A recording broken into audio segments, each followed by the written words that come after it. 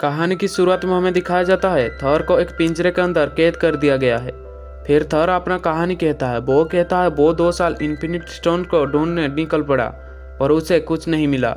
फिर उस पिंजरे का गेट खुलता है और थॉर जाके सीधा एक दैत्य के सामने होता है और इस दैत्य का नाम होता है शटर। वो दैत्य थॉर से कहता है ओडिन एस्गार्ड में नहीं है और एस्गार्ड की भविष्य के बारे में बताता है, किस तरह से उसका मुकुट और अनंत अग्नि मिलने से रागनर का जन्म होगा और एस्गार्ड खत्म होगा। दरअसल यहाँ पर थॉर अपनी बातों में शटर को फंसा रहा होता है। थॉर अपना हथौड़ा को बुलाता है और उस कैद से आज़ाद हो जाता है। यहाँ पर जो शटर का आर्मी होते हैं वो थॉर के ऊपर हमला कर देते हैं। थॉर उनके साथ फाइट करता है। एक बार में थॉर शटर के बहुत सैनिकों को मार देता है। फिर वो शटर के साथ लड़ता है और उसे हरा के उसका जो मुकुट होता है उसे तोड़ देता है। फिर वो अमडाल को आवाज़ लगाता है बायफ्रोस्ट खोलने के लिए, लेकिन वहाँ पर अमडाल नहीं होता, वहाँ पर किसी और को रख दिया होता है। फिर हमें थॉर को दिखाया जाता है उसके पास एक बहुत ही बड़ा सा ड्रैगन आता है और उसको ख़त्म करने की कोशिश करता है, पर थॉर चालाकी से उसके मुंह में उसका हथौड़ा रख देता है। फिर से बायफ्रोस्ट खोलने के लिए कहता है, लेकिन इस बार भी नहीं खुलता। थॉर वहाँ से उड़कर जा रहा होता है और वो ड्रैगन उसे खाने वाला होता है, लेकिन तभी बायफ्रोस्ट खुलता है और थॉर पहुँचता है सीधे एस्गार्ड में। फिर वो अपनी महल की तरफ जाने लगता है और वो जब अपनी महल में पहुँचता है तो देखता है वहाँ पे लुकी का एक बड़ा सा मूर्ति है। वो देखता है वहाँ पे एक नाटक हो रहा है और उसे ओडिन देख रहे हैं। ओडिन के हाव भाव से थॉर को पता चलता है कि ये ओडिन नहीं बल्कि लुकी है। फिर वो उसे पकड़ता है और अपने हथौड़ा को दूर फेंकता है, जिससे लुकी अपने असली रूप में आ जाता है। फिर थॉर उसे पूछता है पिताजी कहाँ है। लुकी उसे कहता है वो धरती पे है। फिर ये दोनों धरती पे आ जाते हैं। ये दोनों एक जगह पे खड़े होते हैं। लुकी की पैर के नीचे एक पोर्टल खुलता है, जिससे लुकी नीचे घुस जाता है और थॉर को वहाँ से एक पत्ते का नाम मिलता है। थॉर उस पत्ते पर पहुँच जाता है। यहाँ पर होते हैं डॉक्टर स्ट्रेंज। डॉक्टर स्ट्रेंज और थॉर दोनों बैठ के बात करते हैं। डॉक्टर स्ट्रेंज और थॉर दोनों बैठ के बात करते हैं। डॉक्टर उसे कहता है कि अंतरिक्ष से जितने भी लोग आते हैं हम उनका लिस्ट रखते हैं और इसमें तुम्हारा भाई लुकी भी है। डॉक्टर कहता है अगर मैं तुमको तुम्हारे पिताजी के पास भेज दूंगा तो क्या तुम यहाँ से चले जाओगे। थॉर कहता है हम चले जाएंगे। फिर डॉक्टर स्ट्रेंज इन दोनों को उनके पिता के पास पहुंचा देते हैं। ओडिन नॉर्वे में होते हैं। फिर ये दोनों ओडिन के पास पहुंच जाते हैं। ओडिन उनको रागनर के बारे में बताते हैं। थॉर उनसे कहता है मैंने उस शटर को मार दिया हूँ।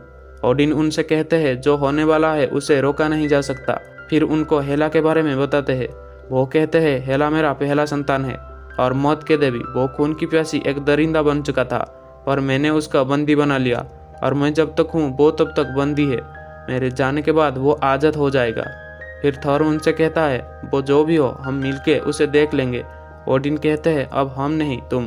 फिर ओडिन एक रोशनी में बदलकर वहाँ से चले जाते हैं और हेला आज़ाद हो जाता है। फिर यहाँ पर हेला आता है और उन दोनों को उसके सामने झुकने के लिए कहता है, लेकिन ये दोनों अपनी असली रूप में आ जाते हैं। फिर थॉर उसके ऊपर अपने हथौड़ा से वार करता है, लेकिन हेला उस हथौड़ा को तोड़ देता है और अपनी असली रूप में आ जाता है। इन दोनों के ऊपर हमला करने के लिए आ रहा होता है, लेकिन तभी लुकी बायफ्रोस्ट खोलने के लिए आवाज़ देता है। हालांकि थॉर उसे मना भी करता है, लेकिन तब तक बायफ्रोस्ट खुल चुका होता है। फिर ये दोनों एस्गार्ड जाने लगते हैं। इनके पीछे हेला आता है और इन दोनों को बायफ्रोस्ट से अलग कर देता है और हेला जाकर पहुंच जाता है एस्गार्ड में। बायफ्रोस्ट में अभी थॉर का 2 दोस्त होते हैं, पर हेला उन दोनों को मार देता है। वहाँ पे और एक आदमी होता है जिसको हेला अपने साथ रख लेता है। दरअसल हेला को एस्गार्ड से शक्ति मिलता है। फिर हमें थॉर को दिखाया जाता है। थॉर जाके एक अनजान ग्रह पर गिरता है। उस ग्रह का नाम होता है सकार, जहाँ पर कचरा ही कचरा होता है। वहाँ पे कुछ लोग आते हैं और थॉर को बंदी बना लेते हैं, लेकिन तभी वहाँ पे और एक शिप आती है और उस शिप से एक लड़की निकलती है। उन सभी लोगों को मार के थॉर को उनसे छुड़ा लेता है, पर वो थॉर के गले में एक डिवाइस लगाता है जिससे वो थॉर को बेहोश कर देता है और अपने साथ लेकर चला जाता है। फिर हमें एस्गार्ड दिखाया जाता है, जहाँ पर हेला होता है और उसके सामने एस्गार्ड की पूरी सेना खड़ी होती है। वो वहाँ पर अपने बारे में बता रहा होता है। वो कहता है मैं इस राजगद्दी का असली वारिस हूँ, पर हेला को यहाँ पर कोई भी नहीं पहचानता। इनका जो सेनापति होता है वो कहता है तुम जो भी हो हमें इससे कोई फर्क नहीं पड़ता, और ये युद्ध के लिए आगे आते हैं। फिर इन लोगों में युद्ध होता है, हेला अकेला और पूरी एस्गार्ड की सेना, लेकिन हेला इन सभी को पल भर में ही मार देता है। बचता है तो बस एक सैनिक जिसको हेला ने अपने साथ रखा होता है। फिर हमें दिखाया जाता है कोई आके बायफ्रोस्ट का तलवार लेके चला जाता है अब थॉर को कहीं पर लेकर जा रहे होते हैं। थॉर को एक आवाज कहता है ये सकार ग्रह है और ये अब तुम्हारा आज से घर है। थॉर को ग्रैंड मास्टर के पास भेजा जा रहा होता है। ग्रैंड मास्टर इस ग्रह का लीडर। थॉर की जब आंख खुलती है तो उसके सामने होता है ग्रैंड मास्टर। फिर ग्रैंड मास्टर उस लड़की को पैसे देने के लिए कहता है। वो लड़की थॉर को ग्रैंड मास्टर के पास बेचने के लिए लाया होता है। दरअसल ग्रैंड मास्टर यहाँ पर दंगल करता है और ग्रैंड मास्टर का एक चैंपियन होता है जिसके साथ थॉर को लड़ना है। फिर थॉर को ये लोग एक जगह पर लेकर जाते हैं जहाँ पर लूकी बैठा होता है। थॉर उसे बुलाता है लेकिन लूकी उसे देख के ऐसा व्यवहार करता है जैसे वो उसको पहचानता ही नहीं। फिर थॉर को एक जगह पर डाल दिया जाता है। वहाँ पर पहले से ही 2 जीव होते हैं। उनमें से एक का नाम होता है क्रोनन। क्रोनन थॉर को ग्रैंड मास्टर के चैंपियन के बारे में बताता है।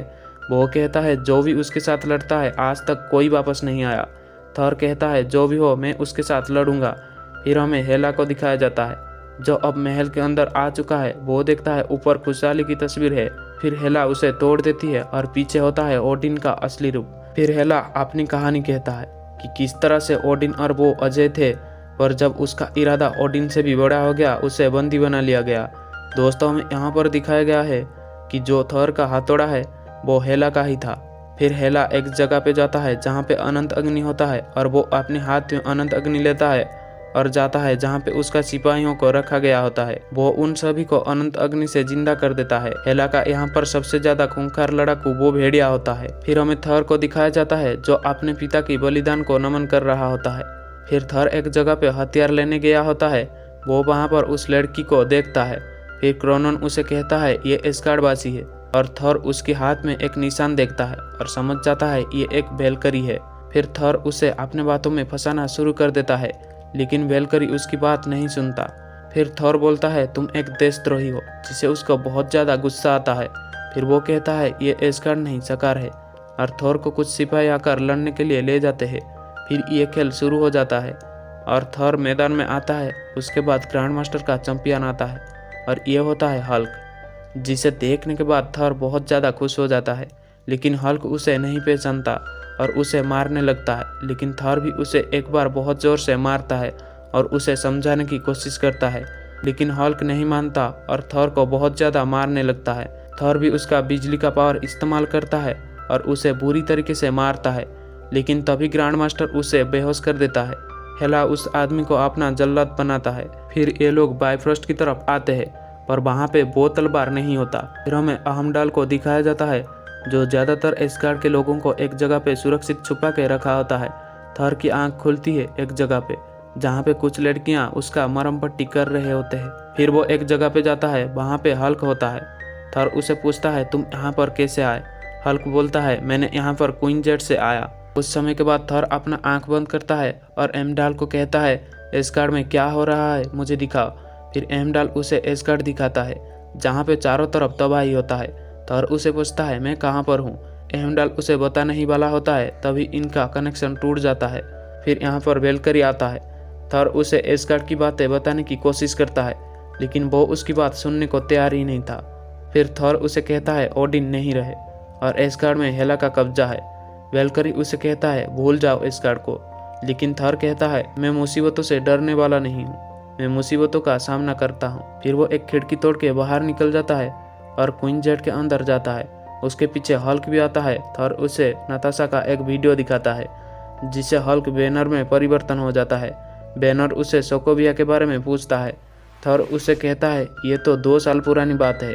ये बात सुनने के बाद बैनर को पता चलता है कि वो 2 साल से हल्क बनकर था। फिर हमें ग्रैंड मास्टर को दिखाया जाता है। उसके पास वेलकरी और लूकी आते हैं। वो इन दोनों को उनको ढूंढने के लिए भेजता है। यह दोनों जैसे ही वहाँ से जाते हैं फिर इन दोनों में बहस होता है और इसी बीच लूकी को पता चलता है कि वो एक वेलकरी है। फिर वो उसके सिर में हाथ डालता है जिसे वो देखता है वेलकरी किस तरह से मारे गए होते हैं। फिर हमें थॉर और बैनर को दिखाया जाता है। थॉर बैनर को हेला के साथ लड़ने के लिए कह रहा होता है लेकिन बैनर उसे मना कर रहा होता है। फिर इन लोगों को वेलकरी देखती है और अपने पीछे आने के लिए कहती है। फिर वेलकरी इन लोगों को लूकी के पास ले जाता है। लूकी को वेलकरी बंदी बना कर रखा होता है। वेलकरी अब बदल चुका है और वो हेला से बदला लेना चाहता है। फिर ये लोग मिलकर शैतानी सुरंग से निकलने की प्लानिंग करते हैं लेकिन इन लोगों को एक अच्छा सा शिप चाहिए क्योंकि ये सुरंग बहुत ही ज़्यादा खतरनाक है। लूकी कहता है मैं तुमको ग्रैंड मास्टर के शिप तक ले जा सकता हूँ। फिर थॉर और लूकी वहाँ पे जैसे तैसे करके पहुँच जाते हैं और लूकी वहाँ पे थॉर को धोखा देने की कोशिश करता है, लेकिन थॉर ने उसमें पहले से ही वो डिवाइस लगा दिया होता है जिससे वो उसे बेहोश करके वहाँ से निकल जाता है। फिर इनके पीछे ग्रैंड मास्टर के आर्मी लग जाते हैं, लेकिन इनके पीछे वेलकरी का शिप होता है। वो कुछ शिप्स को डिस्ट्रॉय कर देता है और ये लोग चालाकी से वहाँ से निकल जाते हैं। इनके सामने अब होता है शैतानी सुरंग। इन लोगों को शैतानी सुरंग पार करने में बहुत ही ज़्यादा मुश्किल हो रहा होता है। फिर हमें क्रोनन और उसके साथियों को दिखाया जाता है। ये लोग एक बहुत बड़ी शिप लेकर यहाँ से निकलने आए होते हैं। फिर ये लोग एक बड़ा शिप लेकर निकल जाते हैं।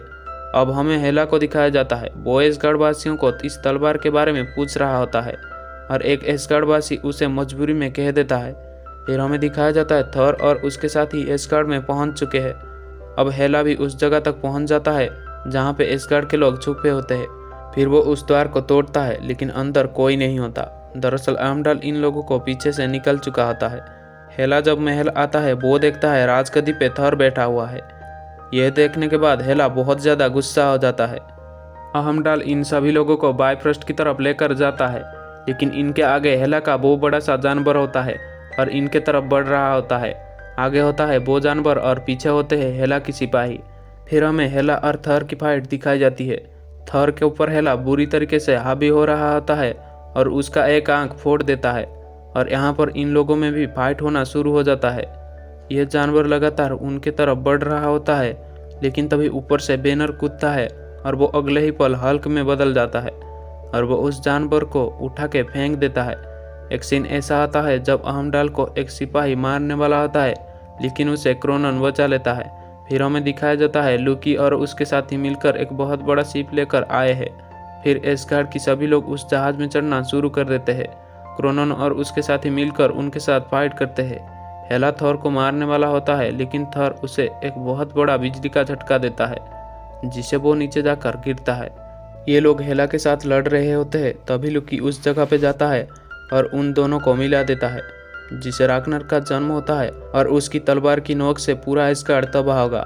हेला उसे रोकने की कोशिश करता है, लेकिन वो उसे नहीं रोक पाता और पूरा एसगार्ड बर्बाद हो जाता है। फिर हमें शिप के अंदर दिखाया जाता है थॉर को अब नया राजा घोषित कर दिया गया है और ये लोग पृथ्वी में जा रहे हैं।